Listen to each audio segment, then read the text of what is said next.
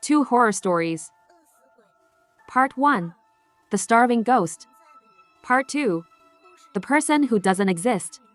These stories come from real urban legends. Don't take them lightly. If this gives you chills, tag someone brave enough to watch this with you. Let's begin. Hi. I moved to Shanghai to start a new life. I got a job at a beauty salon. Front desk, greeting customers. Honestly, I loved it. Except for one thing. Door-to-door sellers. One day, an old man showed up, pushing a cart full of snacks. He kept insisting I try them. My boss told me to kick him out. But he was old. Too old to be harsh with. So I kept smiling and refusing politely. But something felt wrong. Very wrong. He kept pushing the food closer. Just one bite. Just one. His voice started shaking. Then he tore open a pack. It's free, he said. I hesitated. Just one bite. I reached out. And then, something flashed in his hand. A spray bottle. Before I could react, he sprayed it directly into my face. It burned instantly. I panicked. Ran inside to wash it off. When I came back, he was gone. Just gone. My makeup was completely ruined. But at least, no burns. No scars. I got lucky. Or so I thought. Because the smell wouldn't go away.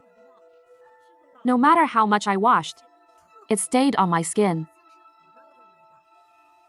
It smelled like something rotting.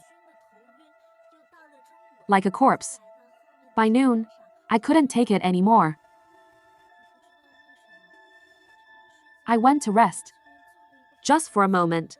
And then, I fell asleep. In the dream, I was standing at a crossroads. There was an old woman there. She looked wrong. Not just thin. She was nothing but skin and bones. Her eyes were sunken in. Her cheekbones stuck out sharply, like a corpse still walking, barely holding together. Then she started moving toward me. Faster. I'm so hungry. I'm starving. Do you hear me? I'm starving.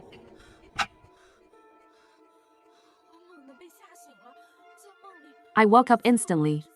My whole body was soaked in sweat. It felt like I had been running for my life. Even my clothes were wet. The boss's wife rushed over. What happened to you? My head was spinning.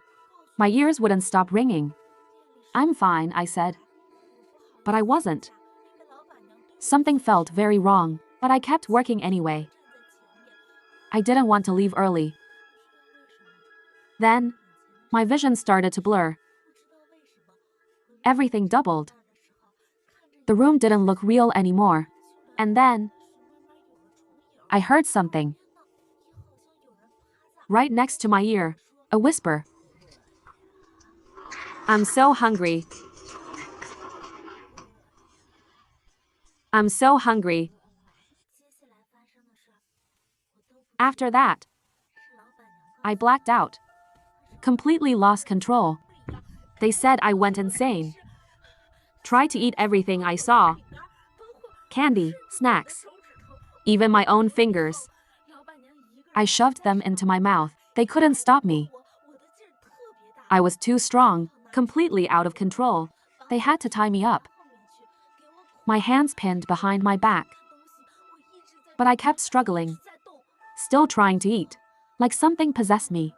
In the end, they knocked me unconscious. They knocked me out. When I woke up, my neck burned with pain. I couldn't remember anything. Not even a fragment. The next time I opened my eyes, my whole body ached. My stomach churned violently. According to the boss's wife, I had been eating like a monster. Anything I could grab. Even swallowing wrappers with the food. My throat felt torn apart. A raw burning pain deep inside. My wrists were bruised from being tied. She gave me a few days off. Then quietly said, "If this continues, you should see a master." I didn't believe her at first. Until she showed me the footage. My eyes were bloodshot. My face twisted. I didn't look human. That's when I knew. Something was wrong. Very wrong. I went home immediately. After telling my parents everything, they told me to visit my grandmother. She knew someone. So the next morning, I got on the earliest train. I sat by the window, watching the scenery pass by. At first, it felt peaceful. Almost normal. But then, the train entered a tunnel. Everything went dark. The window turned into a mirror, reflecting the inside. And then, I froze. Right next to my reflection, there was another face. An old woman. Rotting, hollow. Eyes sunken into darkness. I turned instantly. There was no one. But in the glass, she was still there, staring straight at me. I screamed, "There's a ghost! Someone help me." People backed away. They thought I lost my mind. The attendant came over. He checked the window. Nothing there. He told me to calm down, said it was just a reflection. But I knew what I saw. I couldn't go back to my seat. They moved me away. Gave me water.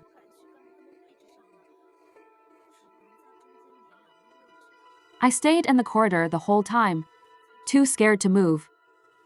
When I finally got off, I took a motorbike taxi, heading to my grandmother's village. But something felt off. The air felt heavy, unnatural. Then I heard it. Drums.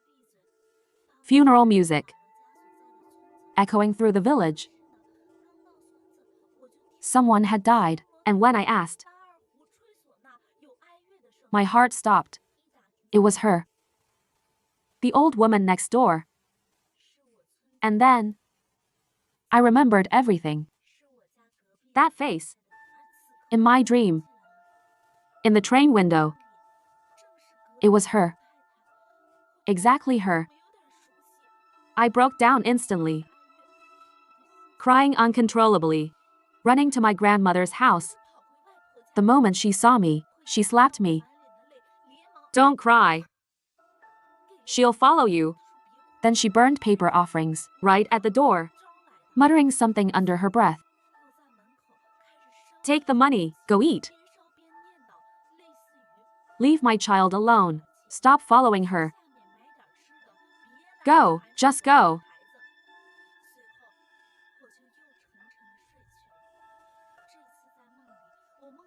I fell asleep again. This time, the dream was worse. The old woman grabbed my neck. Tightly. "Why? Why are you trying to get rid of me?" Her voice was vicious, filled with hatred. "I didn't do anything. You came to me first. Why are you blaming me?"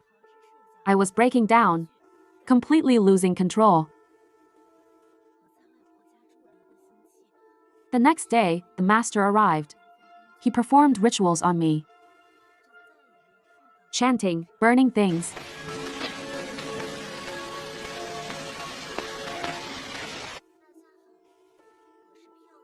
Then he handed me a peach wood branch. Keep this with you, especially when you sleep, and leave that job. Immediately, I stayed at my grandmother's house for a week. After that, I went back to Shanghai and quit my job. Since then, nothing happened again.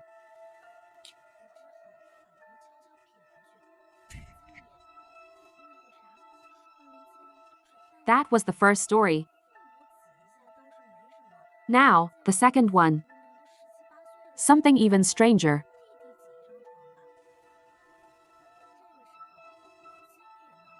That night, I was on duty. Busy as hell. A family came in. I checked them. 4 people. So I suggested 2 rooms. But they refused. Why? We're not that many. They insisted on 1 room. The manager stepped in. Forced me to agree.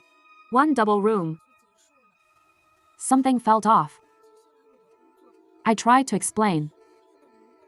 There are 4 people. The manager froze. 4? There are only 3. He looked annoyed. Thought I was tired. But I pointed. There's a boy right there. Next to the girl. He hasn't moved. And now, he's waving at you. The manager shoved me aside, handled it himself. I thought it ended there. But I was wrong. That night,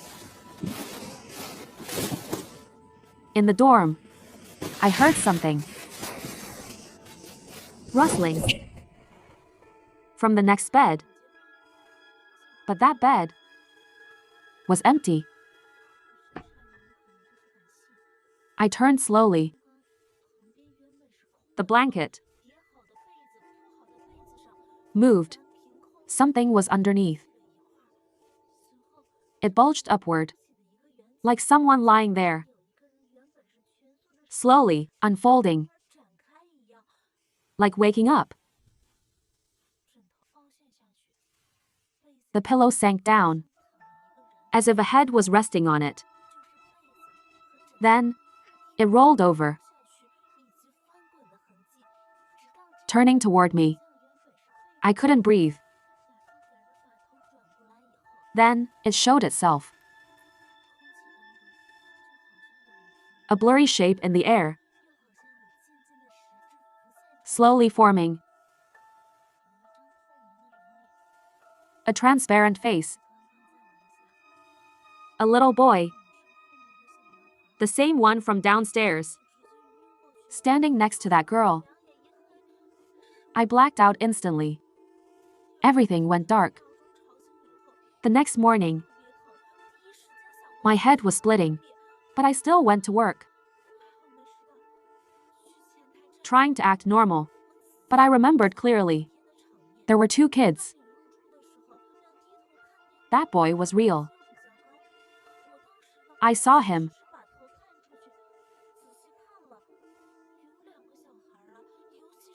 That night, it happened again. The same sound. The same movement. The same face. I fainted again. After that, I got seriously ill. Constant fever. Medicine didn't help. Nothing worked. I went home. My parents got me a talisman. Only then, I got better. When I returned, I checked the records. There was no boy. No record at all. I quit immediately. And never went back. Never again.